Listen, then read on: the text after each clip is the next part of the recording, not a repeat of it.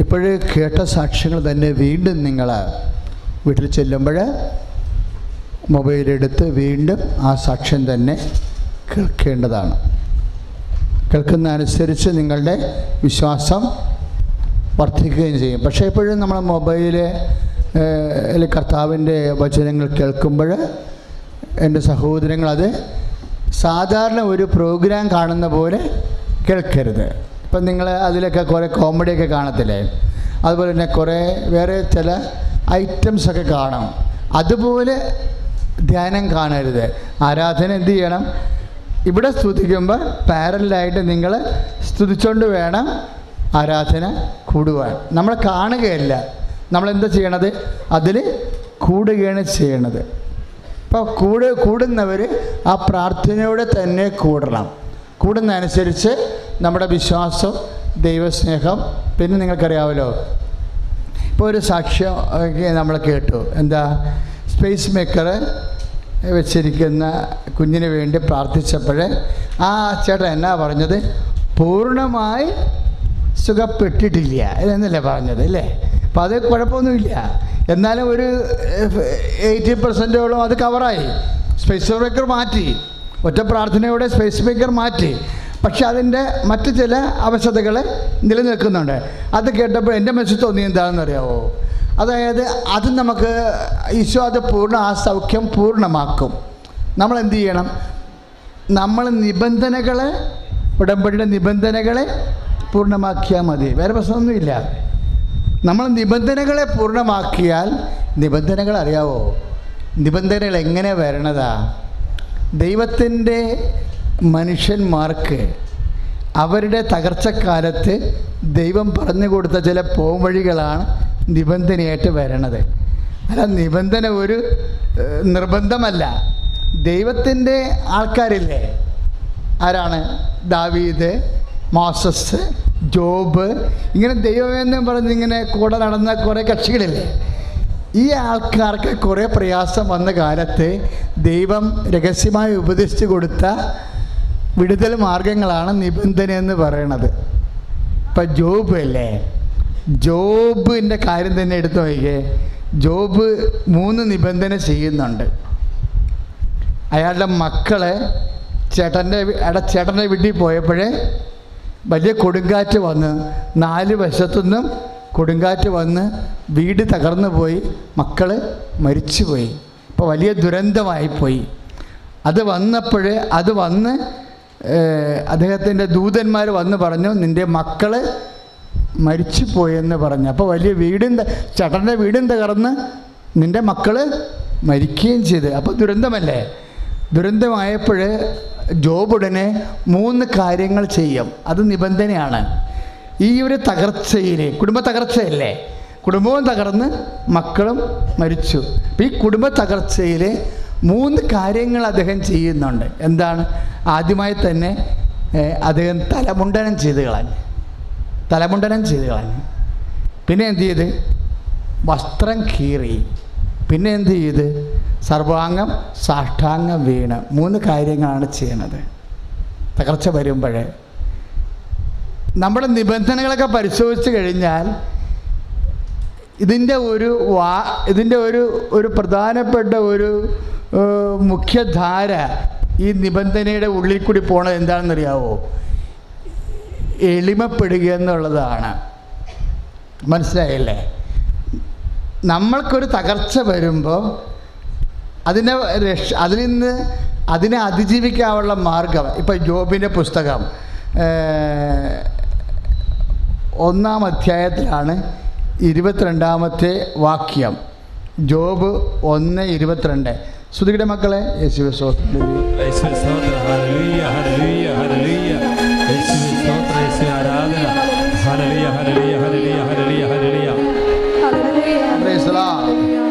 Job 1:20 മുതൽ തുടങ്ങും. അത് ജോബ് എഴുന്നേറ്റ്, അതായത് വീട്ടിൽ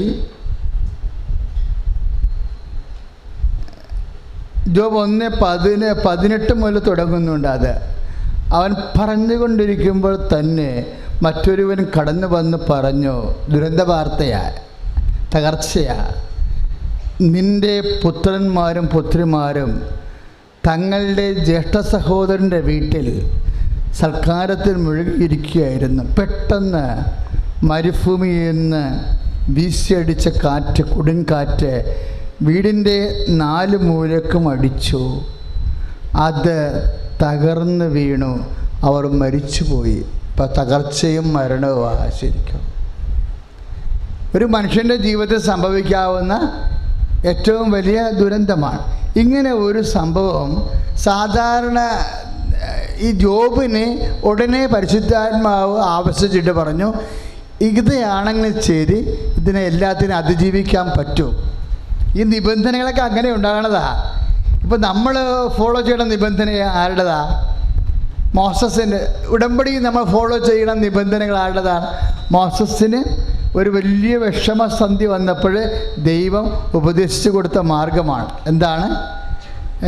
10 കൽപ്പനകൾ അല്ലേ? ജെറിക്കോ പട്ടണം പ്രതിരോധിക്കാൻ പാടാണെന്ന് പറഞ്ഞ് ജോർദാൻ വറ്റിച്ചപ്പുറത്ത് പോകാനും വാഗ്ദാനം നാട് പ്രാപിക്കാനും ഈ ജനം അശക്തമാണെന്ന് പറഞ്ഞപ്പോൾ ദൈവം പറഞ്ഞു, ഞാൻ നിങ്ങളുടെ കൂടെ വരാം, നിങ്ങളെ ശക്തീകരിക്കാം, പക്ഷെ നിങ്ങൾ 10 നിബന്ധനകൾ പാലിക്കണം. അപ്പം നിബന്ധനകൾ എന്തിനു വേണ്ടിയുള്ളതാണ്? തകർച്ചയുടെ സമയത്തും വലിയ പ്രതിസന്ധി ഉണ്ടാകുമ്പോഴും അതിനെ പ്രതിരോധിച്ച് ജീവിത വിഷയങ്ങളെ അതിജീവിക്കാനുള്ളതാണ് നിബന്ധന. ഇപ്പോൾ സ്പേസ് മേക്കർ എടുത്ത് മാറ്റി എങ്കിലും അല്പ ആവശ്യകത നിലനിൽക്കുന്നുണ്ടെന്ന് പറയുമ്പോൾ അപ്പൻ എന്നാ ചെയ്യേണ്ടത്? നിബന്ധന കർക്കശമാക്കിയാൽ മതി. വേറെ പ്രശ്നങ്ങളൊന്നുമില്ല എൻ്റെ അകത്ത്. നിങ്ങളുടെ ശ്രദ്ധ എപ്പോഴും നിബന്ധനകളിലായിരിക്കണം. പക്ഷേ പലരുടെയും ശ്രദ്ധ എവിടെയാണെന്നറിയാമോ? അവർ ദൈവതിരുസന്നിധിയിൽ സമർപ്പിച്ച വിഷയങ്ങളിലാണ് നിങ്ങളെ ശ്രദ്ധിക്കണത്. ദൈവതിരുസന്നിധിയിൽ വെച്ച വിഷയങ്ങൾ അമ്മ ശ്രദ്ധിച്ചോളൂ. അത് നമ്മൾ ശ്രദ്ധിക്കേണ്ട കാര്യമില്ല. കാര്യം നമ്മൾ ശ്രദ്ധിച്ച ചില കാര്യങ്ങൾ നടക്കത്തില്ല. ഇപ്പോൾ അവസാനം സാക്ഷ്യം പറഞ്ഞൊരു മോളില്ലേ, അവൾ B2 എക്സാം എഴുതുമ്പോൾ അവർക്കറിയാം അത് കിട്ടത്തില്ല എന്നറിയാം. കാര്യം എന്താ? ജർമ്മൻ ഭാഷയുടെ B ഉണ്ട്, B1 ഉണ്ട്, B2 ഉണ്ട്. B2 നല്ല കട്ടിയാണ്. അപ്പോൾ സംസാരത്തിൽ പോകും, അല്ലെങ്കിൽ എഴുത്തിൽ പോകും, അല്ലെങ്കിൽ ഗ്രാമറിൽ പോകും, പ്രൊണൗൺസിയേഷനിൽ പോകും, എവിടെയെങ്കിലും പഠിക്കും. കാര്യം നമ്മൾ പുതുതായിട്ട് ആ ഭാഷ പഠിക്കുകയല്ലേ. അപ്പോൾ സ്വാഭാവികമായി തോറ്റു പോകും. അപ്പോൾ അവൾക്കാണത് മനസ്സിലാവണമില്ല. അത് എവിടെ അത് എഴുതി ഒപ്പിക്കാൻ പറ്റണില്ല. പക്ഷേ ശരീരത്തിൽ ഒളിപ്പിച്ച് വെച്ചിട്ടുള്ള ഉടമ്പടി ജ്ഞാപകമുണ്ട്. നമ്മൾ പറഞ്ഞില്ലേ, എൻ്റെ ശരീരത്തിൽ ഞാൻ ഒളിപ്പിച്ച് വെച്ചു. എന്തിനാണ് ഒളിപ്പിച്ച് വെച്ചത്? കർത്താവിൻ്റെ കശുരൂപം. എന്താ സംഭവം ചെയ്യണത്? അത് കർത്താവിനോട് ചെയ്ത ഉടമ്പടിയുടെ ഓർമ്മ ജ്ഞാപകമാണ് വെച്ചിരിക്കുന്നത്. അതെന്താണ്? വിശ്വാസമാണ്. അപ്പം നിങ്ങൾക്കത് അത്രയ്ക്ക് ക്യാച്ച് ചെയ്തില്ല. നിങ്ങൾ അത് ക്യാച്ച് ചെയ്യണം. കാര്യം എന്താണ്? അവരുടെ വിശ്വാസമാണത് വെച്ചിരിക്കുന്നത്. അവർ നെഞ്ചിൻ്റെ ഉള്ളിൽ വെച്ചാലും ബ്ലൗസിൻ്റെ ഉള്ളിൽ വെച്ചാലും ആ കാശുരൂപം എന്താ? അവർ വിശ്വാസമാണ്. എന്താണ്? എൻ്റെ പരീക്ഷയേക്കാൾ വലുതാണ് എൻ്റെ കർത്താവ്. എൻ്റെ പരീക്ഷയേക്കാൾ വലുതാണ് എൻ്റെ കർത്താവ്. എൻ്റെ സിലബസിനേക്കാളും വലുതാണ്, ഈ ചോദ്യങ്ങളെക്കാൾ വലുതാണ് എൻ്റെ കർത്താവ്. അപ്പോൾ എപ്പോഴും നമ്മൾ അഭിമുഖീകരിക്കുന്ന വിഷയങ്ങളെക്കാൾ മുകളിൽ കൊണ്ടുവരണം നമ്മുടെ വിശ്വാസം. വിഷയത്തേക്കാൾ എപ്പോഴും നമ്മൾ ശ്രദ്ധിക്കേണ്ട അത്രയേ ഉള്ളൂ. വിഷയത്തേക്കാൾ മുകളിലായിരിക്കണം വിശ്വാസം. ഇപ്പം നിനക്ക് വീടില്ല, എവിടെ നിന്ന് കിട്ടാനാ? ഇവിടെയൊക്കെ വീടിന് ഭയങ്കര തീ പിടിച്ച വിലയാണ് എന്നൊക്കെ പറയും. അപ്പം നമ്മൾക്ക് എവിടെ നിന്ന് കിട്ടാനാണെന്ന് പറയുമ്പോഴേ എന്ത് പറ്റും? നിൻ്റെ വിഷയത്തേക്കാൾ താഴെയായി നിൻ്റെ വിശ്വാസം. അപ്പോൾ എപ്പോഴും നമ്മൾ ചെയ്യേണ്ടതെന്ന് വെച്ച് കഴിഞ്ഞാൽ, ദൈവം എപ്പോഴും അറിയാമല്ലോ, ഉടമ്പടിയുടെ മനുഷ്യ പങ്കാളി എപ്പോഴും $0- ആയിരിക്കും. ഉടമ്പടിയുടെ മനുഷ്യ പങ്കാളി എന്ന് പറയുന്നത് ആരാ? നോഹിൻ്റെ കാലം മുതൽ, എബ്രഹാത്തിൻ്റെ കാലം മുതൽ, മോസസിൻ്റെ കാലം മുതൽ, ഈശോൻ്റെ കാലം വരെ ഉടമ്പടിയുടെ മനുഷ്യ പങ്കാളി. ഉടമ്പടിക്ക് 2 പങ്കാളിയും ഉണ്ടാവും, ദൈവ പങ്കാളിയും ഉണ്ടാവും, മനുഷ്യ പങ്കാളിയും. ഈ മനുഷ്യ പങ്കാളിയുടെ അവസ്ഥ വളരെ മോശമായിരിക്കും അല്ലേ? നോഹ് ഒരു മനുഷ്യ പങ്കാളിയാണ്. അയാളുടെ മുമ്പിലുള്ള എന്താ? ചീഞ്ഞളിഞ്ഞ ശവങ്ങൾ പൊങ്ങുന്ന ഒരു ഭൂമിയാണ് ഉണ്ടായത്. ദൈവം ഉടമ്പടി നോക്കിനോട് ചെയ്യുമ്പോൾ അദ്ദേഹത്തെ ചുറ്റും ശവങ്ങൾ പൊങ്ങിക്കിടക്കുകയാണ്. പ്രളയത്തിൽ ചത്തുവരുടെ ശവങ്ങളെ, പ്രളയത്തിൽ ചത്തുപോയവരുടെ ശവങ്ങളും മുങ്ങിപ്പോയ വീടുകളും നശിഞ്ഞുപോയ ഒരു ലോകമാണ് അദ്ദേഹത്തെ ചുറ്റും കിടക്കുന്നത്. അപ്പം ആ സമയത്താണ് ഉടമ്പടി എന്ന വലിയ ആശയം വരണത്.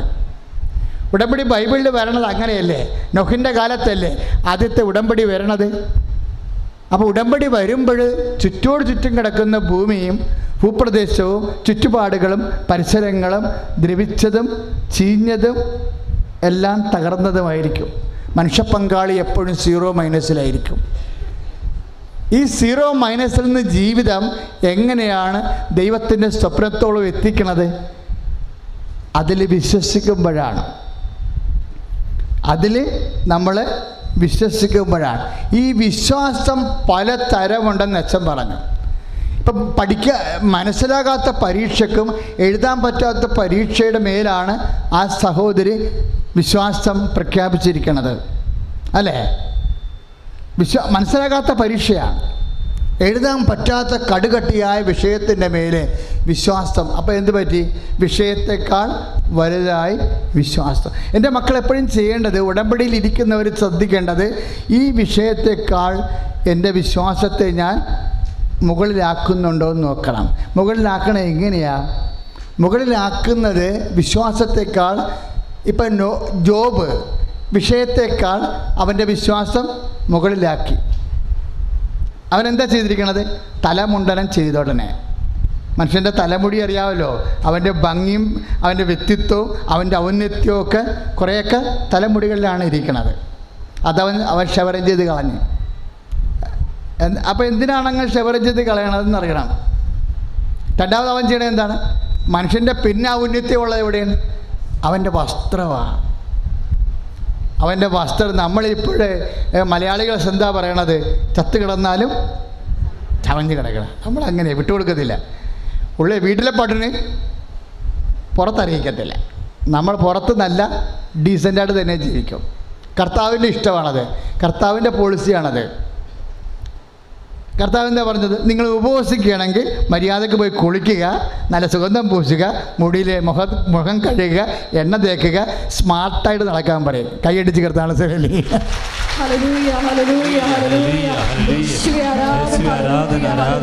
അത് വളരെ ജീസസ് നല്ല സ്മാർട്ട് ജീസസാണ്. ആ കാഴ്ചപ്പാടൊക്കെ എന്ത് സ്മാർട്ടാ കാഴ്ചപ്പാട്. അല്ല അലവരാതിയായിട്ട് നടക്കരുതെന്നാണ്, സ്മാർട്ടായിട്ട് നടക്കണം. വേറെ നാട്ടുകാരെ അറിയിക്കേണ്ട, നിങ്ങളുടെ ആവശ്യത നാട്ടുകാരെ അറിയിക്കേണ്ട ഒരു കാര്യമില്ല. അതുപോലെ തന്നെ പക്ഷേ നമുക്കൊന്ന് ദൈവത്തിൻ്റെ ശക്തി നമ്മളിലേക്ക് വരണം. നമ്മുടെ ശക്തി കൊണ്ട് ഇപ്പോഴത്തെ ഈ പരീക്ഷണം അതിജീവിക്കാൻ പറ്റത്തില്ലെന്ന് കണ്ടാൽ ദൈവത്തിൻ്റെ ശക്തി വരാനുള്ളൊരു മാർഗം എന്താ? നമ്മൾ എളിമപ്പെടുകയാണ്. ഈ നിബന്ധനയുടെയൊക്കെ ഉദ്ദേശം അതാണ്. നിബന്ധനകളുടെ എല്ലാത്തിൻ്റെ ഉദ്ദേശം എന്താണ്? നമ്മളെ എളിമപ്പെടുത്തുക. ഇപ്പം ജോബ് എന്താ ചെയ്തത്? വസ്ത്രം വലിച്ചു കീറി. അപ്പം വിലക്ഷണമായ വസ്ത്രം വലിച്ചു കീറിയാൽ അറിയാമല്ലോ, പിറ്റേ ദിവസം പോയി വേറെ ഇടാൻ പറ്റത്തില്ല. ആ കീറിയ വസ്ത്രം കൊണ്ട് ആ ഉപവാസകാലം മുഴുവൻ നടക്കണം. ആ കീറിയ വസ്ത്രം കൊണ്ട് അതാണ് മനുഷ്യൻ്റെ മുമ്പിൽ എളിമപ്പെടും, ദൈവത്തിൻ്റെ മുമ്പിൽ എളിമപ്പെടും. നമുക്ക് വസ്ത്രം കീറുക എന്നൊക്കെ പറയുമ്പോൾ നമുക്കോർക്കും അല്ല, ഈശോ തന്നെ ഉടമ്പടി ചെയ്യാൻ നേരത്തെ എന്താ ചെയ്തത്? വസ്ത്രത്തിലാണ് ആദ്യം തൊട്ടത്. തൻ്റെ മേലങ്കി ഊരി മാറ്റി, ഇല്ലേ? എന്നിട്ട് വേറെ ഒരു ദാസൻ്റെ വസ്ത്രമെടുത്ത് ധരിച്ചു. മേലങ്കി മാറ്റിയിട്ട് അരക്കച്ച കെട്ടി ദാസൻ്റെ വേഷം ധരിച്ചു. അപ്പോൾ ഉടമ്പടി എപ്പോഴും ചെയ്യുമ്പോൾ നമ്മൾ എളിമയുടെ ഒരു കണ്ടൻ്റ് എൻ്റെ തൊണ്ട്. ഇപ്പം യോഹന്നാൻ 13:13 അവൻ മേലങ്കി അഴിച്ചു, ദാസൻ്റെ വേഷം ധരിച്ചു. ദൈവം ഇടപെടുന്നതിന് മുമ്പ് ദൈവികമായ ഇടപെടലാണ്. ഇനി അടുത്ത സംഭവം എന്താണ്? ദിസ് ഈസ് മൈ ബോഡി എന്ന് ഈശോ പറയും. ഇതെൻ്റെ ശരീരം ആകുന്നു എന്ന് പറഞ്ഞിട്ട് നമുക്ക് അവൻ്റെ ശരീരത്തിൽ അവൻ്റെ ദൈവികമായ സാന്നിധ്യം വെച്ചുകൊണ്ട് ലോകത്തിന് അവൻ്റെ സാന്നിധ്യം പ്രദാനം ചെയ്യുന്ന മുമ്പ് അവൻ വസ്ത്രമഴിച്ച് മാറ്റിയിരുന്നു. ദൈവത്തിരുസന്നിധിയിൽ ഈശോ എന്തുമാത്രം നാളെ വസ്ത്രം മൊത്തം അഴിച്ചിട്ട് വസ്ത്രം അവർ കീറി പങ്കിട്ടെടുക്കും. യഥാർത്ഥ ഉടമ്പടിയുടെ സമയത്ത് അവൻ്റെ വസ്ത്രങ്ങൾ 4 ഭാഗിച്ച് 4 പേരെടുക്കും. അതെന്താ? ഉടമ്പടിയുടെ ഭാഗമാണ്. വസ്ത്രം അഴിക്കുക, വസ്ത്രം കീറുക, കീറി പങ്കിടുക എന്നൊക്കെ വെച്ചാൽ അവൻ ദാസനായി മരണത്തോളം തന്നെ താഴ്ത്തി, അതിനാൽ ദൈവം അവനെ അത്യധികം ഉയർത്തി കൈ അടുത്ത് കിടന്നാണ്.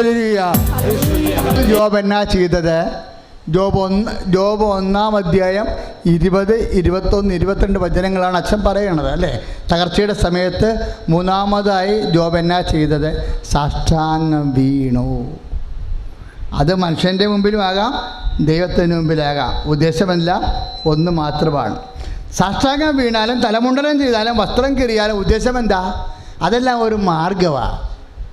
മനസ്സിലായില്ലേ? സാഷ്ടാംഗം വീണത് ഒരു മാർഗം, പ്രാർത്ഥനയും ഒരു മാർഗമാണ്, ആരാധനയും ഒരു മാർഗമാണ്, തലമുണ്ടനം ചെയ്യണതും ഒരു മാർഗമാണ്, വസ്ത്രം കീറുന്നതും ഒരു മാർഗമാണ്. നമ്മുടെ ഔന്നത്യങ്ങളെല്ലാം നിലപാടുകളെല്ലാം നമ്മുടെ സ്റ്റൈൽ ആൻഡ് സ്റ്റാൻഡേർഡ് ആയിട്ടുള്ള കാര്യങ്ങളെല്ലാം ദൈവത്തിരുസന്നിധിയിൽ അഴിച്ചു മാറ്റുകയാണ്. എന്താ? നമ്മൾക്ക് ദൈവത്തിൻ്റെ ശക്തിയില്ലാതെ ഇനി മുന്നോട്ട് പോകത്തില്ല. അപ്പോൾ ദൈവത്തിൻ്റെ ശക്തി നമുക്ക് ലഭിക്കാൻ വേണ്ടി നമ്മളെ തന്നെ ഈ നിബന്ധനകളുടെ ഉദ്ദേശം എന്താണ്? എളിമപ്പെടുത്തുക. അതാണ് ജോബ് വീണ്ടും. എന്തുകൊണ്ട് ജോബ് തലമുണ്ടനം ചെയ്തു? എന്തുകൊണ്ട് ജോബ് വസ്ത്രം കീറി? എന്തുകൊണ്ട് ജോബ് സാഷ്ടാംഗം വീണു എന്ന് പറയുന്നുണ്ട്. എവിടെ പറയണത്? അത് 22-ാം അധ്യായം 23-ാമത്തെ വാക്യം. ജോബ് 22-23. സർവശക്തൻ്റെ സന്നിധാനത്തിലേക്ക് തിരിച്ചു വരികയും, ദൈവത്തെങ്കിലേക്ക് തിരിച്ചു വരുന്നതിൻ്റെ ഭാഗമാണ് നിബന്ധനകളെല്ലാം. ദൈവത്തിൽ നിന്ന് അകന്നു പോകുമ്പോഴാണല്ലോ നമുക്ക് തകർച്ചയും രോഗവും വിഷമവും ദുരന്തവും ഒക്കെ ഉണ്ടാവുന്നത്. അപ്പോൾ നമ്മൾ തിരിച്ചു വരുമ്പോഴല്ലേ തിരിച്ചു വരണ്ടേ? അപ്പോൾ തിരിച്ചു വരാൻ വേണ്ടിയാണ് ജോബ് തലമുണ്ടനം ചെയ്തത്. തലമുണ്ടനം ചെയ്യുന്നതിൻ്റെ ഉദ്ദേശം എന്താ? സർവശക്തൻ്റെ സന്നിധാനത്തിലേക്ക്. ഏറ്റു പറഞ്ഞേ, സർവശക്തന്റെ സന്നിധിയിലേക്ക്. ജോബ് 22-23. സർവശക്തന്റെ സന്നിധാനത്തിലേക്ക്, സർവശക്തന്റെ സന്നിധാനത്തിലേക്ക് തിരിച്ചു വരികയും. അപ്പം നിങ്ങളുടെ നിബന്ധന പ്രകാരമുള്ള ഉപവാസങ്ങളില്ലേ, എന്താ ഉദ്ദേശിക്കണത്?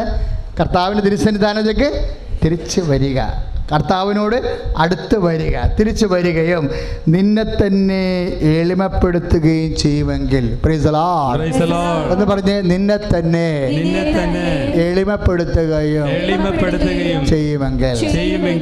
അതല്ലേ ഞാൻ പറഞ്ഞത്, പത്രം അവരവർ വാങ്ങിക്കണം, അവരവർ തന്നെ വിതരണം ചെയ്യണം. നിങ്ങൾ വാദ്യരാണെങ്കിലും കളക്ടറാണെങ്കിലും മന്ത്രിയാണെങ്കിലും ഉടമ്പടി ചെയ്ത് നിങ്ങൾ തന്നെ പത്രം വാങ്ങിച്ച് നിങ്ങൾ തന്നെ വിതരണം ചെയ്യണം. എന്താ ഉദ്ദേശം? എന്താ? നിങ്ങൾ പഠിപ്പിച്ച കുട്ടികൾ വരുന്ന പള്ളികളിൽ നിങ്ങൾ നിന്ന് പത്രം കൊടുക്കും. അപ്പം നിങ്ങളെന്ത് ചെയ്യും? എളിമപ്പെട്ടിരിക്കും. അതാണ്. എന്തിനാണ്? നമ്മൾ ദൈവത്തിലേക്ക് തിരിച്ചു വരികയാണ്. അവിടെ പള്ളി പത്രം തീർന്നു കഴിയുമ്പോൾ, എല്ലാവരും കിട്ടിക്കഴിയുമ്പോൾ നമ്മൾ നാട്ടിലോട്ട് ഇറങ്ങും. കിട്ടാത്ത വീടുകളിൽ കൊണ്ടുപോയി കൊടുക്കും. എന്താ കാര്യം? ഈശോ ഈ ടീച്ചറിന് വന്നൊരു ഗതികേടെ പണ്ടത്തെ പാപമായിരിക്കും. നാട്ടുകാരെന്തെങ്കിലും തോന്നിയ ദിവസം പറയും, പറഞ്ഞില്ലാണ് കുഴപ്പം. നാട്ടുകാരെന്തെങ്കിലും നാട്ടുകാർ തോന്നിയ ദിവസം പറയുമ്പോൾ നമ്മൾ സ്തുതിക്കണം. എന്താ കാര്യം? അവർ പറയുമ്പോഴെന്താ പ്രശ്നം? അവരെ ആശീർവദിക്കാനും അവരോട് ക്ഷമിക്കാനും നമുക്ക് വീണ്ടും അനുഗ്രഹത്തിൻ്റെ ഒരവസരം കിട്ടുകയാണ്. മനസ്സിലായോ? അതൊക്കെ അത് ജ്ഞാനവരം ഉണ്ടെങ്കിൽ ആണ് അതൊക്കെ ആഘോഷിക്കുന്നത്. മറ്റുള്ളവരുണ്ട് നമുക്ക് തരുന്ന അപമാനങ്ങളെല്ലാം ദൈവപൈതലിന് ആന്തരികമായ ആഘോഷമായിരിക്കും. മനസ്സിലായില്ലേ? ദൈവപൈതലായിരിക്കണമെന്നേ ഉള്ളൂ, വേറെ കുഴപ്പമില്ല. അപ്പോൾ നിൻ്റെ കൂടാരത്തിൽ നിന്ന് അനീതിയെ നീ അകറ്റുമെങ്കിൽ, അപ്പോൾ ഇതാ തലമുണ്ടനം ചെയ്താലും അതേസമയം തന്നെ വിലങ്കി വലിച്ചു കീറിയാലും പിന്നെ ഒരു കാര്യം കൂടിയുണ്ട്. എന്താ? നിൻ്റെ കൂടാരത്തിൽ നിന്ന് അനീതി അകറ്റണം. ചുമ്മാ അനീതിയല്ല, പലതരത്തിൽ അനീതി കാണിക്കത്തില്ലേ? അതിൻ്റെ മക്കളെ, ഈ ഉടമ്പടി കാലം നിങ്ങൾ ആരോടെ ഉടമ്പടി ചെയ്തിരിക്കണത്? കർത്താവിനോട് നേരിട്ട് ചെയ്തിരിക്കുന്ന കാര്യമാണ്. പരിശുദ്ധ അമ്മയാ വഴിയാ ചെയ്തിരിക്കണേ. അതാണ് മരിയൻ ഉടമ്പടി. അപ്പോഴെന്നെ അനീതി അകറ്റണമെന്ന്. അതുകൊണ്ട് സഖ്യപുസ്തകം എന്താ പറയണത്? ആരുടെയെങ്കിലും വക വഞ്ചിച്ചെടുത്തിട്ടുണ്ടെങ്കിൽ അതൊരു അനീതിയല്ലേ? 4 ഇരട്ടിയായി തിരികെ കൊടുക്കുന്നു. Praise the Lord. അപ്പൊ എന്തെങ്കിലും അനീതി വന്ന് ഇപ്പം നമ്മൾ ലഹരി പദാർത്ഥങ്ങൾ ഉപേക്ഷിക്കുന്നു അല്ലേ? അതെന്താണ്? അത് അനീതിയായത് കൊണ്ടാണ്. കാര്യം എന്താണ്? നമ്മുടെ കുഞ്ഞുങ്ങൾ പഠിക്കാനുള്ള പൈസയാണ് നമ്മൾ പുകച്ച് കളയണത്. അനീതിയാണ്. കുഞ്ഞുങ്ങളോട് ചെയ്യണ അനീതിയാണത്. അപ്പം അനീതി അതാണ് ജോബ് പറയണത്. എന്നാ ജോബ് 22:23 നിന്റെ കൂടാരത്തിൽ നിന്ന്, അതായത് നിന്റെ കുടുംബത്തിൽ നിന്ന് അനീതി അകറ്റുമെങ്കിൽ. അനീതി അകറ്റണം. അനീതി അകറ്റണം എന്ന് പറയുമ്പോഴേ എന്നാ സംഭവം എന്നറിയാവോ? ഇപ്പോഴേ അപ്പനും അമ്മയൊക്കെ മുതിർന്നവരും പ്രായമുള്ളവരുമൊക്കെ നമ്മുടെ കുടുംബങ്ങളിൽ ജീവിക്കണില്ലേ? അവരെ പ്രതി എപ്പോഴും കുടുംബത്തിൽ കലഹങ്ങൾ ഉണ്ടാവണില്ലേ? അത് എന്ന് വെച്ചാൽ ഞാൻ തന്നെ നോക്കണോ അപ്പൻ്റെ അമ്മയുടെയും സ്വത്തുകൾ എല്ലാ സഹോദരന്മാർക്കും ഒരുമിച്ചല്ലേ കിട്ടിയത്, ഓരോരുത്തരും നോക്കേണ്ടതല്ലേ എന്നൊക്കെ പറഞ്ഞുകൊണ്ട് അമ്മയെ പ്രതിയും അപ്പനെ പ്രതിയുമൊക്കെ ഭയങ്കര കടിപിടിയാണ്. അങ്ങോട്ടും ഇങ്ങോട്ടും തട്ടിക്കളിക്കലല്ലേ? എപ്പോഴും നമ്മൾ ശ്രദ്ധിക്കേണ്ടത് അപ്പനെ അമ്മനെയും ഒന്നും അല്ലെങ്കിൽ മുതിർന്നവരെ രോഗികളെ ഒന്നും ആരും ഓശാരത്തിന് നോക്കണ്ടെന്ന് ലോകത്തോട് ഒരാൾ മാത്രമേ പറഞ്ഞിട്ടുള്ളൂ. നിങ്ങളാരും ഓശാരത്തിന് അപ്പനെയും അമ്മനെയും നോക്കണ്ടെന്ന് പറഞ്ഞിട്ടുണ്ട്. പിന്നെന്താ? എൻ്റെ നാമത്തിൽ ഒരു ഗ്ലാസ് പച്ചവെള്ളം കൊടുത്താൽ ഞാൻ പ്രതിഫലം നൽകും, അല്ലാതെ സാലറിക്ക് ചെയ്താൽ മതി എന്നാണ് പറഞ്ഞിരിക്കണേ. നിങ്ങൾ ആരെങ്കിലും ചെയ്തിട്ടുണ്ടെങ്കിൽ അതിനെല്ലാം റീഫണ്ട് ചെയ്യും. 10:42 മത്തായിയുടെ സുവിശേഷം. കാരണം നമ്മളത് നോക്കത്തില്ലെന്നും നമ്മൾ നമ്മുടെ സൗകര്യമനുസരിച്ച് പോകുമെന്നും കർത്താവിനറിയാം. കർത്താവിൻ്റെ കൂടെ നിന്ന ആൾക്കാർ പോലും കർത്താവിനെ തള്ളിപ്പറഞ്ഞതാണ്. അപ്പോൾ തള്ളിപ്പറഞ്ഞ സ്വഭാവം മനുഷ്യൻ്റെ ഉള്ളിലുള്ളത് കൊണ്ട് ആ തള്ളിപ്പറച്ചതിൻ്റെ ബുദ്ധിമുട്ടുകൾ അപ്പനും അമ്മയും അനുഭവിക്കുമെന്ന് ഓർത്തിട്ട് കർത്താവ് നേരത്തെ പറഞ്ഞ് നിങ്ങളുടെ കയ്യിൽ നിന്ന് ചിലവാക്കേണ്ട കാര്യമില്ല, നിങ്ങൾ എൻ്റെ നാമത്തിൽ എൻ്റെ പേരിൽ ചെയ്താൽ മതി, ഐ വിൽ റീഫണ്ട്, ഞാനത് നിങ്ങൾക്ക് പ്രതിഫലം നൽകും. അത് നിങ്ങൾക്ക് സംശയം ഉണ്ടെങ്കിൽ അപ്പനെയും അമ്മനെയും കൂടി ഇപ്പം നിങ്ങൾ നോക്കുകയാണെന്ന് വിചാരിച്ചോ, എന്നിട്ട് നിങ്ങൾ തന്ത്രത്തിൽ അത് ആരുടെയെങ്കിലും വേറെ സഹോദരന്മാരുടെ അടുത്ത് കൊടുക്കണമെന്ന് വിചാരിച്ചോ, അവർ നോക്കേണ്ടതല്ലേ എന്ന് ചോദിക്കുമ്പോൾ വലിയപ്പനും കൊച്ചാപ്പനും ഒക്കെ അങ്ങനെ വന്ന് പറയും, എടാ ശരിയാണല്ലോ, അവരും നോക്കേണ്ടതല്ലേ, അവർക്ക് ഉത്തരവാദിത്വം ഉണ്ടല്ലോ, അവരും അവരുടെ സമ്പത്ത് മേടിച്ചതല്ലേ എന്നൊക്കെ പറയുമ്പോൾ നിനക്ക് ഇങ്ങനെ പിരികൊണ്ട് നീ വീട്ടിൽ അപ്പനും അമ്മനെയും കുത്തുന്നോടൊക്കെ തുടങ്ങുകയല്ലേ. നോടെ കഴിഞ്ഞ് നോക്കിക്കോ, ഇവരെ നോക്കുന്നത് കൊണ്ട് മാത്രം നിന്നെ അനുഗ്രഹിച്ചുള്ള കുറേ അനുഗ്രഹങ്ങളുണ്ട്. ഈ സാധനം അപ്പനും അമ്മയും ഇറങ്ങിയാൽ അതോടുകൂടി ഇറങ്ങും. അപ്പോഴും മാത്രമേ അപ്പോഴും നിനക്ക് നീ പൊട്ടനായത് കാരണവും കർത്താവിൻ്റെ മുമ്പിൽ ബന്ധമില്ലാത്ത കാരണം എന്തുകൊണ്ടാണ് ഈ വിപത്ത് ഇപ്പം കുടുംബത്തിൽ വന്നതെന്ന് നിനക്ക് മനസ്സിലാവത്തില്ല. കാര്യം അപ്പനെ അമ്മനെ നോക്കുന്ന കൊണ്ട് നിനക്ക് വരാൻ സാധ്യതയുള്ള പല വിപത്തുകളിൽ നിന്നും ദൈവം നിന്നെ പ്രൊട്ടക്റ്റ് ചെയ്യുന്നുണ്ടായിരുന്നു. നീ ഇവരിപ്പം നാത്തും പോര് കളിച്ച് അവളും നോക്കട്ടെ, അവളുടെയൊക്കെ ഇവിടുത്തെ ഓഹരി കൊണ്ട് അവരും തിന്നുന്നുണ്ടോ എന്നുള്ളത് പറഞ്ഞുകൊണ്ട് ഇവരെ നിങ്ങൾ ഫുട്ബോൾ അടിച്ചു കഴിഞ്ഞാൽ അപ്പനും അമ്മയോട് നിന്ന് ഇറങ്ങുമ്പോൾ നിൻ്റെ സംരക്ഷണം നിൻ്റെ ഇതിൽ പോകും. കാര്യം അപ്പനെയും അമ്മനെ നീ നോക്കുമ്പോൾ അല്ലെങ്കിൽ സഹോദരങ്ങൾ അല്ലെങ്കിൽ നമുക്ക് നേരിട്ട് ഉത്തരവാദിത്തമില്ലാത്ത ഒരു വ്യക്തിയാണെന്ന് തന്നെ നോക്കണമെന്ന് വിചാരിച്ചോ, അത് കർത്താവിൻ്റെ പേരിലാക്കി കളയണം. നിങ്ങൾ ചെയ്യണ കാര്യങ്ങൾ എന്തായാലും ഈശോ പറഞ്ഞിട്ടുണ്ട് എൻ്റെ നാമത്തിൽ ആക്കണം. അങ്ങനെ വരുമ്പോൾ നമ്മൾ എന്താ ചെയ്യണത്? നമ്മൾക്ക് ചില കുറവുകളുണ്ടാകും. ഇപ്പം മക്കൾ എക്സ്കർഷന് പോകാൻ വേണ്ടി ചോദിച്ചപ്പോൾ അമ്മ പറഞ്ഞ് എങ്ങനെയാണ് ഇവിടുന്ന്, അപ്പോൾ ഇവിടെ കാശില്ലെന്ന് അപ്പം പറയും. അവിടെ അമ്മ അടുക്കളയെന്ന് പറയും, എങ്ങനെയാണ് പിള്ളേരെ പോലെ ജീവിക്കണത്, എല്ലാ ചിലവും നിങ്ങളുടെ മുതുകത്തിട്ടല്ലേ ഉണ്ടാക്കണമെന്ന് ചോദിക്കും. ആരുടെ കാര്യമാണ് പറയണത്? അപ്പനും അമ്മനും അവിടെ കേൾപ്പിച്ചുകൊണ്ടാണ് ഈ പിശാചകത്ത് നിന്നുകൊണ്ട് ഈ വിശേഷമൊക്കെ പറയണത്. ഇത് വേറെ അപ്പനും അമ്മയും കേൾക്കത്തില്ലെങ്കിൽ കേൾക്കേണ്ട ആൾ കേൾക്കും. അതോടുകൂടി നിൻ്റെ കാര്യത്തിൽ തീരുമാനം ആകും. നിൻ്റെ മകൻ്റെ ഒരു എക്സ്കർഷൻ വന്നപ്പോൾ നീ തുറുപ്പിട്ട് വെട്ടണതാണ്. അതാണ് പറഞ്ഞിരിക്കണത് ഇവിടെ. എന്നാ പറഞ്ഞിരിക്കണത്? നിൻ്റെ കുടുംബത്തിൽ നിന്ന് അനീതിയെ നീ അകറ്റിക്കളയുമെങ്കിൽ. അനീതിയാണതല്ല, നിൻ്റെ വർത്തമാനവും അനീതിയാണ്, നീ ഇപ്പോഴും എടുക്കണ തീരുമാനവും അനീതിയാണ്. നീതി ഉണ്ടാകുന്ന കുടുംബത്തിൽ നീ നിബന്ധനകൾ എപ്പോഴും നീതി ഉണ്ടാക്കും. നിബന്ധനകളുടെ ഉദ്ദേശം എന്താ? നീതി നിറവേറ്റുക എന്നുള്ളതാണ്, കുടുംബത്തിലെ നീതിയാണ്. അപ്പോൾ അങ്ങനെ വന്നാൽ എന്ത് സംഭവിക്കും? അപ്പോൾ സർവശക്തൻ്റെ സന്നിധാനത്തിലേക്ക് നീ തിരിച്ചു വരണം. ജോബ് 22:23 നിന്നെ തന്നെ എളിമപ്പെടുത്തുകയും ചെയ്യുമെങ്കിൽ, നിന്റെ കൂടാരത്തിൽ അനീതി നീ അകറ്റിക്കളയുമെങ്കിൽ എന്ത് സംഭവിക്കും? നീ തീരുമാനിക്കുന്ന കാര്യം നിനക്ക് സാധിച്ചു കിട്ടും. കൈയിട്ടിച്ച് കിടത്താണ്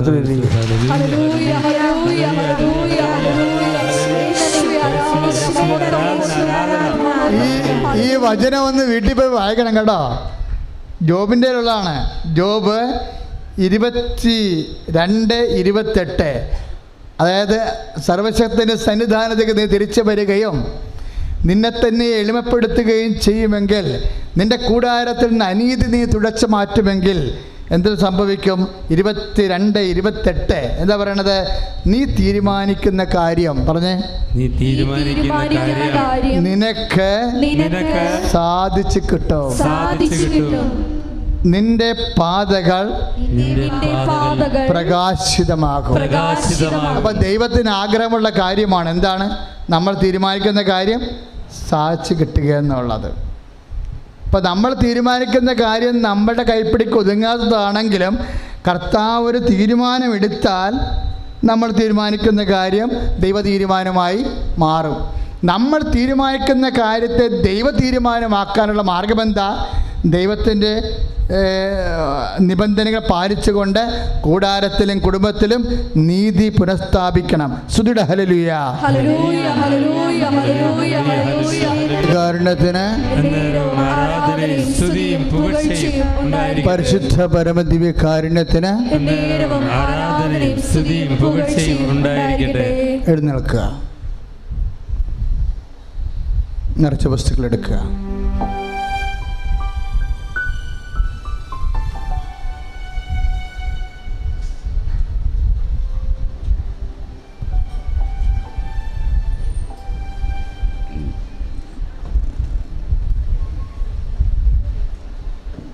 എല്ലാവരും എഴുന്നേൽക്കുക.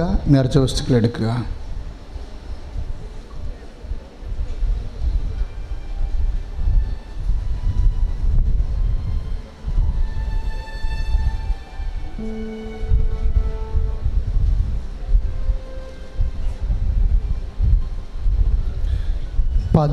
പതിരകൾ ശോഷിച്ചു പോവുകയും തുടയ്ക്ക് അമിതമായി നീര് കയറി വണ്ണം വെക്കുകയും തൊടയുടെ ഉൾഭാഗങ്ങളെ പൊട്ടി ഒലിക്കുകയും ചെയ്യുന്ന രോഗിയെ കർത്താവ് ഇപ്പോൾ സുഖപ്പെടുത്തിക്കൊണ്ടിരിക്കുന്ന സുലലിയ.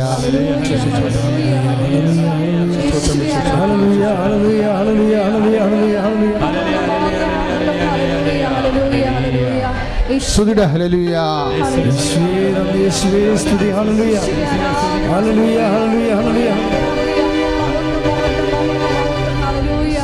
പിൻകഴുത്ത്, നമ്മുടെ പിൻകഴുത്തിൻ്റെ താഴെ കാണുന്ന 3-4 ഉണ്ടകൾ പോലെയുള്ള നട്ടലിൻ്റെ മേൽഭാഗം, അത് നമ്മൾ തടവുകയാണെങ്കിൽ കയ്യിലത് തടയും. അത് അസ്ഥി പോലെ ചില ആൾക്കാർക്ക് ഇങ്ങനെ മുഴച്ചുകൊണ്ട് നിൽക്കുക. ഈ രോഗങ്ങളിൽ അവിടെ എന്തോ ദ്രവിപ്പോ അല്ലെങ്കിൽ വേദനയോ ഉണ്ടാകുന്ന രോഗികളുണ്ട്. അത് വരുമ്പോൾ തലക്ക് ഭയങ്കര കഴപ്പായിരിക്കും. തല നേരെ നിൽക്കാത്ത വിധത്തിൽ വിഷമം ഉണ്ടാവും. ആ വ്യക്തികൾ കർത്താവ് ഇപ്പോൾ സ്പർശിച്ചു കൊണ്ടിരിക്കുന്ന സുഖലലിയ.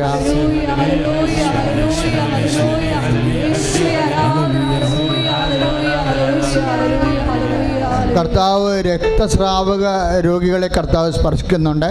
അങ്ങനെ രക്തസ്രാവമായിട്ടൊരു ബന്ധമുള്ളവർ അടിവയറ്റ് കൈവച്ചുകൊണ്ട് സ്തുതിക്കേണ്ടതാണ്. ഇപ്പോൾ നിങ്ങൾക്ക് സാക്ഷ്യം പറയാൻ സാധിക്കും. അതുപോലെ തന്നെ നമ്മുടെ കൈകളിങ്ങനെ മാംസം ഇങ്ങനെ കൂടിയിട്ട് ഇങ്ങനെ വള കിടക്കണ പോലെ നീര് കൈ ഞാടികളിൽ കിടക്കുന്നവരുണ്ട്. മാംസവും വളർന്ന് വള പോലെ ഇങ്ങനെ ചുറ്റി കിടക്കണ പോലെ കാണുന്നു.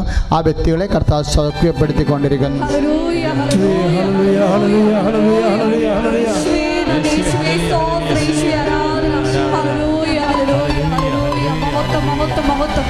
പരിശുദ്ധ പരമദിവ്യകാരുണ്യത്തിന് കർത്താവായ ദൈവമേ, തൈറോയിഡ് രോഗങ്ങളാ, ടോൺസൈറ്റ് രോഗങ്ങളാ, ഇപ്പോൾ സ്പർശിക്കണമേ. ക്യാൻസർ രോഗികളെ ഇപ്പോൾ സ്പർശിക്കണമേ. കരൾ രോഗികളെ ഇപ്പോൾ സ്പർശിക്കണമേ. കിഡ്നി രോഗികളെ ഓ ദിവ്യകാരുണ്യമേ ഇപ്പോൾ സ്പർശിക്കണമേ. എൻ്റെ പ്രിയപ്പെട്ടവരെ, കരൾ രോഗികൾ നെഞ്ചും കൂമ്പിനും, ഹൃദയ രോഗികൾ കൈ ഇടതുവശത്തും കൈവെക്കുക. കരൾ രോഗികൾ നെഞ്ചും കൂമ്പിനും, ഹൃദയ രോഗികൾ ഇടതുവശത്തും കൈവെക്കുക. ഈ ശുശ്രൂഷയിൽ അന്യ സംസ്ഥാനങ്ങളിലും ജില്ലകളിലും വിദൂര രാജ്യങ്ങളിലും ഇരുന്നുകൊണ്ട് കൂടുന്നവരെല്ലാം രോഗികൾ പ്രത്യേകം ശ്രദ്ധിക്കുക. ഇനി നിങ്ങൾക്ക് നിങ്ങളുടെ ബന്ധപ്പെട്ട മറ്റ് രോഗികൾക്ക് വേണ്ടി നിങ്ങളുടെ ശരീരത്തിന് അതേ ഭാഗത്ത് കൈവച്ചുകൊണ്ട് പ്രാർത്ഥിക്കാവുന്നതാണ്. ഈശോയ്ക്ക് വിശ്വാസത്തിൻ്റെ അടയാളം മാത്രമാണ് ഈ കൈവെപ്പുകളെല്ലാം. ഈ കൈവെപ്പുകളെല്ലാം ചെയ്യണത് വിശ്വാസത്തിൻ്റെ അടയാളമാണ്. നിങ്ങളുടെ ബന്ധുക്കളോ സ്വന്തപ്പെട്ടവരോ, ഇത് കൃപാസനമാണ്. അമ്മ മാതാവ് ജീവനോടെ പ്രത്യക്ഷപ്പെട്ട അനേകരെ ലക്ഷ്യങ്ങളെ സുഖപ്പെടുന്ന സ്ഥലമാണ്. നിങ്ങളെ ബന്ധപ്പെട്ടവരെ, നിങ്ങളെ മനസ്സിൽ ഓർക്കുന്നവരെ, നിങ്ങൾ എവിടെ ആയിരിക്കുന്നുവോ അവിടെ രോഗമുള്ള സ്ഥലങ്ങളിലേക്ക് നിൻ്റെ കൈകളെ വെക്കുക. നിൻ്റെ ഹൃദയമുള്ള ഹൃദയ രോഗികളെ ഹൃദയത്തിലും, കരരോഗികളെ നെഞ്ചിൻ്റെ കൂമ്പിനും, കിഡ്നി രോഗികളെ പതകിനും കൈവെക്കുക. കിഡ്നി രോഗികളെ പതകിനും കൈവെക്കുക. ശ്രുതിയുടെ കർത്താവേ, കർത്താവേ, ശ്രുതിയുടെ ഹല്ലേലൂയ. കർത്താവേ, വിശുദ്ധ രക്തത്താൽ ഓരോ മകനും കർത്താവേ ഞങ്ങളുടെ രോഗങ്ങളും ഞങ്ങൾ ആർക്ക് വേണ്ടി ഉദ്ദേശിക്കുന്നുവോ അവരുടെ രോഗങ്ങളും യേശു നാമത്തിലെ കർത്താവെ 32 കൊല്ലം അർപ്പിച്ച കൃപാന്റെ യോഗ്യതയാൽ കൃപാസനം അത്താര പ്രത്യക്ഷയുടെ മാതാവിന്റെ മധ്യത്വത്തിലെ യേശു നാമത്തിലെ സൗഖ്യം പ്രാപിക്കട്ടെ. വീണ്ടും മക്കളില്ലാത്തവർ അടിവയറ്റിൽ കൈവെക്കട്ടെ. ഇനി നിങ്ങൾക്ക് നിങ്ങളുടെ ബന്ധുക്കൾക്ക് വേണ്ടിയും ഇതേ ശുശ്രൂഷ ചെയ്യാവുന്നതാണ്. ഈ കൈവെപ്പെല്ലാം നമുക്കറിയാമല്ലോ, സഭയുടെ അനാദികാലം മുതലുള്ള ദൈവാനുഗ്രഹത്തിൻ്റെ മാധ്യമ അനുഷ്ഠാനമാണ് കൈവെപ്പ്. ആ കൈവെപ്പ് ഇപ്പോൾ നിങ്ങൾ വെക്കുന്ന ആരെ ഉദ്ദേശിച്ചാണ്? നിങ്ങളുടെ മകള് ചിലപ്പോൾ ഇവിടെ ഉണ്ടാവത്തില്ല, അവൾ ചിലപ്പോൾ കുവൈറ്റിലോ അന്യനാട്ടിലോ ആയിരിക്കും, പക്ഷെ അവൾക്ക് മക്കളില്ല. നിങ്ങൾ അവളെ ഓർത്തുകൊണ്ട് നിങ്ങളുടെ അടിവയറ്റിൽ കൈവെക്കണം. കാര്യം എന്താണ്? അവൾ ഓർക്കുമ്പോൾ നിങ്ങൾ കൈവെക്കണത് ആരുടെ നാമത്തിലാണ്? യേശു നാമത്തിലാണ്. പ്രാർത്ഥിക്കുക. കർത്താവായ ദൈവമേ, യേശു നാമത്തിൽ ഞങ്ങൾ അനുസ്മരിച്ചുകൊണ്ട് വിശ്വാസം പ്രഖ്യാപിച്ചുകൊണ്ട് മക്കളില്ലാത്ത ദമ്പതികൾക്ക് ഞങ്ങൾ പ്രാർത്ഥിക്കുന്ന കർത്താവേ, അവർക്ക് ഈ നിമിഷം അങ്ങ് നൽകുന്ന കുഞ്ഞുമായി ഈ അൾത്താറയിൽ വന്ന് സാക്ഷ്യപ്പെടുത്തുവാൻ ഈശോ അനുഗ്രഹിക്കണമേ. ശ്രുതിയുടെ ഹല്ലേലൂയ.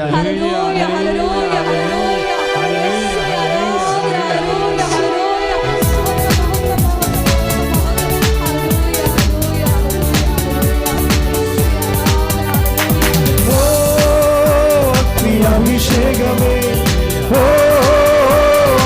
അഭിഷേകമേ, കാറ്റായി വീശണമേ, ഈ കാറ്റായി വീശണമേ.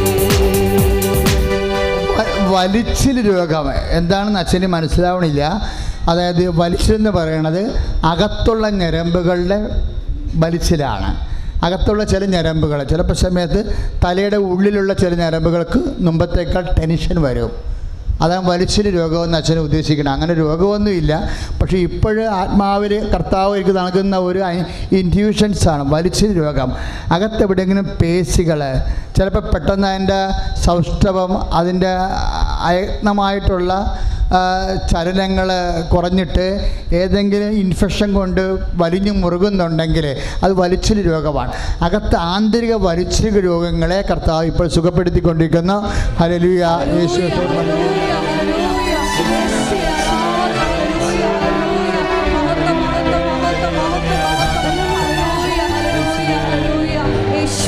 പരിശുദ്ധ പരമദിവ്യകാരുണ്യത്തിന്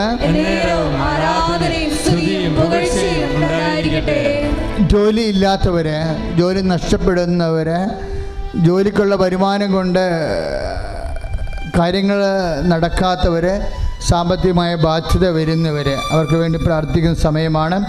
നിങ്ങൾ എന്നെ കേൾക്കുന്ന എല്ലാവരും ഇപ്പോഴ് ഈ ശുശ്രൂഷ കഴിഞ്ഞും ഈ ശുശ്രൂഷ പങ്കെടുക്കുന്നവരുണ്ട്. ഈ ശുശ്രൂഷ ഇപ്പോൾ പങ്കെടുക്കുന്നവർ 3000-3800 പേരേ ഉള്ളൂ യൂട്യൂബിൽ പങ്കെടുക്കുന്നവർ ഈ സമയത്ത്. പക്ഷേ സന്ധ്യക്കുള്ളിൽ 10,000-37,000 പേരാകും. അതൊരു 3-4 ദിവസം കഴിയുമ്പോൾ 42,000-47,000 പേരാകും. അപ്പം അങ്ങനെയുള്ള ഏത് സമയത്തും ഈ ശുശ്രൂഷയെ ലൈവായി പങ്കെടുക്കുന്ന മക്കളെ, നിങ്ങളെ ഉൾപ്പെടെയുള്ളവർക്ക് മേൽ അച്ഛനോട് ചേർന്ന് പ്രാർത്ഥിക്കർത്താവായ ദൈവമേ, ഇപ്പോൾ പങ്കെടുക്കുന്ന ഞങ്ങളെയും ഇനി പങ്കെടുക്കാൻ പോകുന്നവരെയും അവരുടെ ജീവിതത്തിലെ ജോലിയുടെ വിഷയങ്ങള്, കുടുംബത്തിന് സമാധാനമില്ലാത്ത അവസ്ഥകള്, കുടുംബ തകർച്ച വിഷയങ്ങള്, പലതരത്തിലുള്ള സാമ്പത്തിക വിഷയങ്ങള് യേശുക്രിസ്തുവിന്റെ നാമത്തില് നീങ്ങി പോകട്ടെ. ഹല്ലേലൂയ. ആദ്യം മുതലേ ഉണ്ടായിരുന്നൊരു മെസ്സേജാണ്. ആ മെസ്സേജ് മാറണില്ല. ആദ്യം വന്നപ്പോൾ പിന്നെ ഞാൻ മറന്നുപോയി. വേറെ മെസ്സേജ് വന്നപ്പോൾ അതാണ് പറഞ്ഞത്. അത് മുഖത്ത് കുരുക്കൾ, നമ്മൾ മുഖക്കുരു അല്ല, ഒരുതരം ചൊരി പോലെ ഇങ്ങനെ വരും. എന്നിട്ട് അത് കുറച്ച് കഴിയുമ്പോൾ കറുത്ത നിറമാകും, അതിന് ഭയങ്കര ഊത്തലാകും. ഇങ്ങനെ ശരീരത്തിൽ ഇങ്ങനെ ചെറുതായിട്ടിങ്ങനെ പൊങ്ങി വന്നു, പിന്നെ കറുത്ത നിറമായി മാറി, പിന്നെ സഹിക്കാത്ത ഊത്തലായി. ആ രോഗങ്ങളെ കർത്താവ് സുഖപ്പെടുത്തിക്കൊണ്ടിരിക്കുന്നു. ഹല്ലേലൂയ.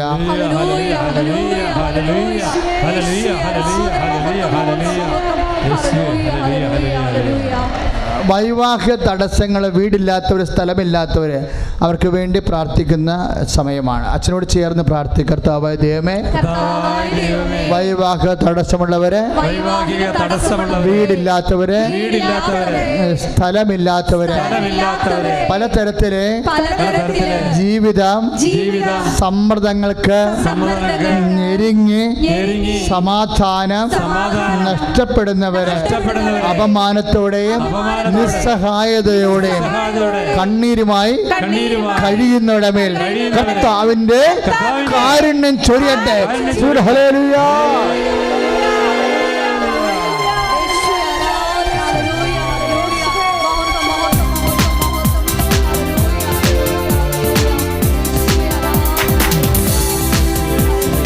അത്ഭുതമായ വിടുതൽ തലമുറകൾക്കെന്നും അവകാശം.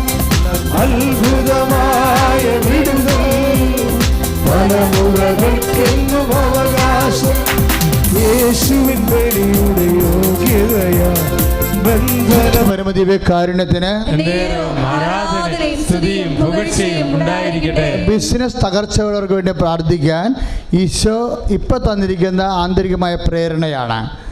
ബിസിനസ് തകർച്ച ചെയ്തുകൊണ്ടിരിക്കുന്ന ബിസിനസ് പൊട്ടിപ്പോവുക, പുതിയൊരു ബിസിനസ് ചെയ്യാൻ ആഗ്രഹിക്കുക, എന്തെങ്കിലും എക്സ്പോർട്ട് ചെയ്യാൻ ആഗ്രഹിക്കുക, അതുപോലെ തന്നെ ബാങ്കിൻ്റെ വലിയ ബാധ്യതകൾ വന്നിരിക്കുക, അതെങ്ങനെ കൊടുക്കണമെന്ന് അറിയാൻ വളരെ വിഷമിക്കുക, പാക ഉടമ്പടി പ്രശ്നങ്ങൾ, ഒപ്പിടിട്ട് തരാത്ത പ്രശ്നങ്ങൾ, പലതരത്തിലുള്ള വിഷമതകൾ, സാമ്പത്തിക വിഷയങ്ങളുടെ മേലുള്ള കേസുകൾ, എന്ത് ചെയ്യണമെന്ന് അറിയാൻ പറഞ്ഞ് വിഷമിക്കുന്നവരുടെ മേൽ കർത്താവിൻ്റെ കരുണ ചൊരിയട്ടെ. സ്തുതിയുടെ ഹല്ലേലൂയ. സ്പർശിക്കണമേ കർത്താവേ, ദൈവത്തിൻ്റെ സത്യം. മക്കളെ, തീരുമാനമെടുക്കാൻ പറ്റാത്തവർക്ക് വേണ്ടി പ്രാർത്ഥിക്കാൻ പറഞ്ഞിരിക്കുക. നിങ്ങൾക്കറിയാവോ, ഇപ്പോഴീ ആരാധനയെ തുടങ്ങിയതിന് ശേഷമുള്ള എല്ലാ പ്രാർത്ഥനകളും 1 by 1 ആയിട്ട് ഈശോ ഇന്നത് പ്രാർത്ഥിക്കുമെന്ന് ആന്തരിക പ്രേരണ കിട്ടിയിട്ടാണ് പ്രാർത്ഥിക്കുന്നത്. അതിൻ്റെ അർത്ഥം എന്താണെന്നറിയാമോ? ഞാൻ വളരെ ഹാപ്പിയാണ്.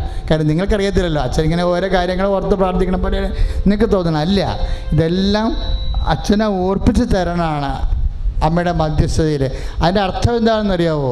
ഇതെല്ലാം നടക്കുമെന്നുള്ളതാണ്.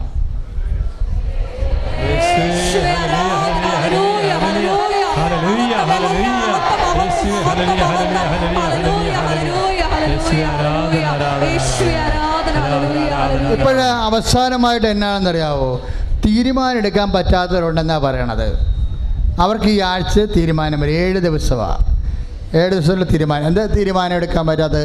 ഇപ്പോൾ ചില ആൾക്കാർക്ക്, ഇപ്പോൾ പിള്ളേർക്കാണെങ്കിൽ ഒരു ഉദാഹരണം ഞാൻ പറയാൻ, ഇത് വിഷനിലുള്ളതല്ല, ഉദാഹരണമാണ്. ഇപ്പോൾ ഉദാഹരണത്തിന് ഏത് സബ്ജക്റ്റ് എടുക്കണമെന്ന് അറിയില്ല, ഏത് രാജ്യത്തേക്ക് പോകണമെന്ന് അറിയില്ല, ഏത് വസ്തു വിൽക്കണമെന്ന് അറിയത്തില്ല. ആദ്യം വസ്തു വിൽക്കണോ, ആദ്യം പെര വെക്കണോ, അത് മകളെ കെട്ടിക്കണമെന്ന് അറിയില്ല. അപ്പോൾ ഇങ്ങനെ ഓരോ കൺഫ്യൂഷൻസ് വരികയതില്ലേ. അപ്പോൾ ഇതുപോലുള്ള ഒരു തീരുമാനം എടുക്കാൻ പറ്റാത്ത ആൾക്കാർ, ആ തീരുമാനം എടുക്കാൻ പറ്റാത്ത കുഴങ്ങിയ ഒരവസ്ഥ, ഇത് ഈ ആരാധനയിലൂടെ ഈശോ മാറ്റും. നിങ്ങൾ അച്ഛനോട് ചേർന്ന് പ്രാർത്ഥിക്കുക. കർത്താവായ ദൈവമേ, പരിശുദ്ധ അമ്മയുടെ മധ്യസ്ഥതയിലെ എൻ്റെ ജീവിതത്തിൻ്റെ മേൽഗതിക്ക് ആവശ്യമായ തീരുമാനമെടുക്കാൻ പരിശുദ്ധ അമ്മ വഴി ഈശോയെ കേൾപ്പിക്കുന്ന കർത്താവേ, തെറ്റാത്ത തീരുമാനം, നഷ്ടം വരാത്ത തീരുമാനം എടുക്കുവാൻ പരിശുദ്ധാത്മാവിന്റെ ആലോചന ശക്തിയാൽ സഭയെ അഭിഷേകം ചെയ്യണമേ.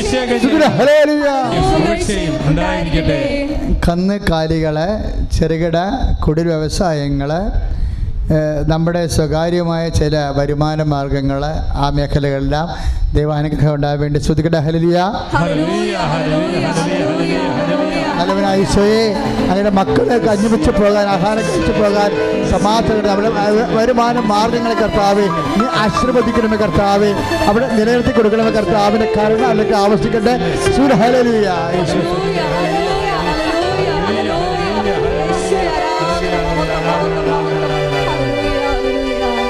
നേർച്ച വസ്തുക്കൾ എടുക്കുക.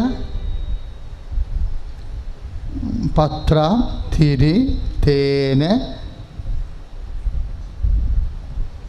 വാങ്ങിച്ചിട്ടുള്ള കാശുരൂപങ്ങൾ എന്തായാലും എടുക്കുക.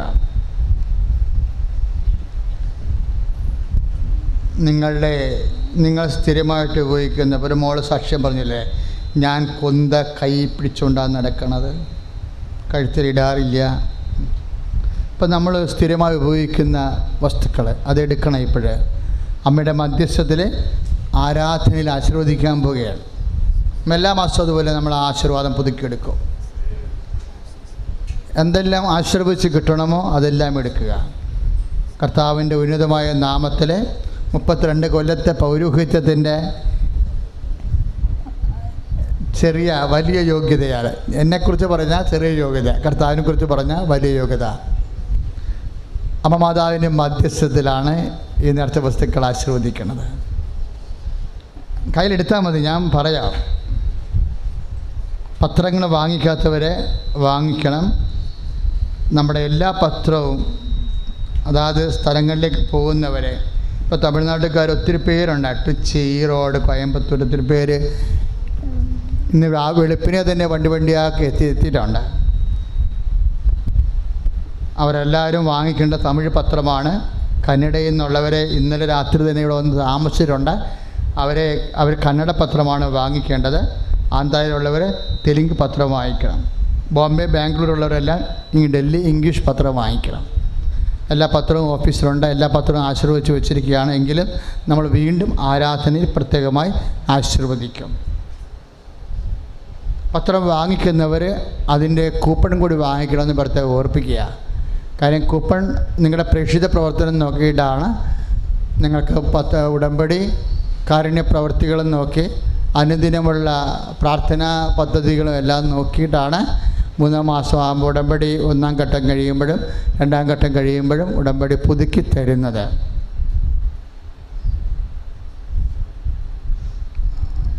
ഇന്നലെ ഇംഗ്ലണ്ടിലേക്ക് പോകണമെന്ന് പറഞ്ഞ് ചേർത്ത് ഉടമ്പടി പുതുക്കാൻ വേണ്ടി വന്നപ്പോൾ കൗൺസിലിൽ പുതുക്കി കൊടുത്തില്ല. അവർ വലിയ കംപ്ലൈൻ്റൊക്കെ ആയിട്ടൊന്ന് ഓഫീസിൽ വന്ന് പറഞ്ഞായിരുന്നു. അപ്പം ഞാൻ സിസ്റ്ററിനോട് പറഞ്ഞു എന്നാ സംഭവിച്ചതെന്നൊന്ന് പോയി അന്വേഷിക്കാൻ പറഞ്ഞു.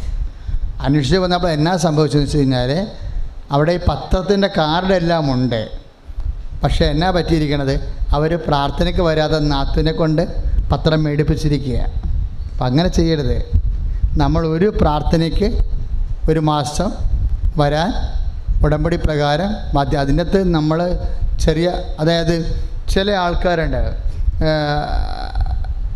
അതായത് ഇപ്പോൾ മാർച്ച് മാസത്തിലെ പ്രാർത്ഥന കൂടിയിട്ടില്ല, ഏപ്രിൽ മാസത്തിൽ അച്ഛനെ കാണണമെന്ന് പറഞ്ഞ് വരും.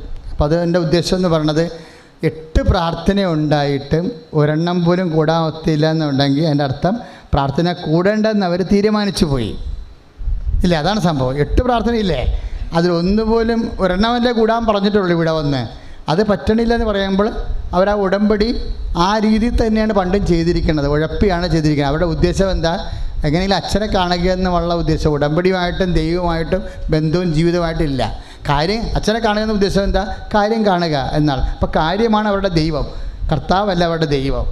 അങ്ങനെയൊക്കെയുള്ള വിഷയങ്ങളുള്ളത് കൊണ്ടാണ് ഞങ്ങൾ അമ്പനും വെല്ലിനും അടുക്കാത്തത്. ആളറിഞ്ഞിട്ടാണ് ബുദ്ധി. അപ്പോൾ അതുകൊണ്ട് ഞങ്ങൾ ഇടയ്ക്കിടയ്ക്ക് പറയണത് ശ്രദ്ധിക്കണമെന്ന് പറയുന്ന കാര്യം. ഉടമ്പടിയിൽ ഏറ്റവും പ്രധാനപ്പെട്ട എന്താണ്? നിബന്ധനകളാണ് കറക്റ്റായിട്ടുള്ളത്. അതായത് നമ്മളുടെ ഒരു വർഷം നമ്മൾ നാട്ടിലുണ്ടെങ്കിൽ ആ ഒരു വർഷത്തിൽ 1 മാസം ഒരു പ്രാർത്ഥന, ബാക്കി 6 നിബന്ധനകളാണ്, 6 നിയോഗങ്ങളാണ് നമ്മൾ വെക്കുന്ന ഉടമ്പടിയിൽ, അല്ലേ? അപ്പോൾ 6 പ്രാർത്ഥന കൂടാൻ നമ്മൾ ബാധ്യസ്ഥരാണ്. അതിൽ 1 മാത്രമേ ഇവിടെ വന്ന് കൂടാൻ പറഞ്ഞിട്ടുള്ളൂ. സാമ്പത്തിക ബുദ്ധിമുട്ട് നിങ്ങൾക്ക് ഉണ്ടാവാതിരിക്കാനാണ് അങ്ങനെ ചെയ്തിരിക്കുന്നത്.